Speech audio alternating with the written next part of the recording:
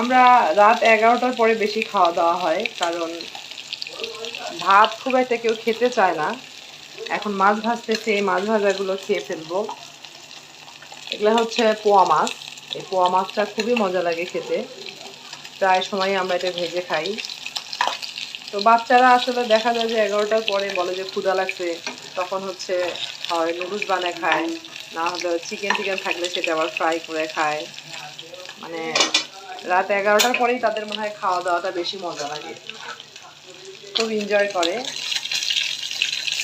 আমিও ওদের সাথে আসলে সঙ্গ দিই,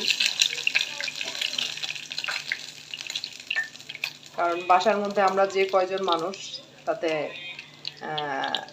আলাদা আলাদা থাকলে ভালো লাগে না। আমরা সবাই একসঙ্গে থাকার চেষ্টা করি সব সময়।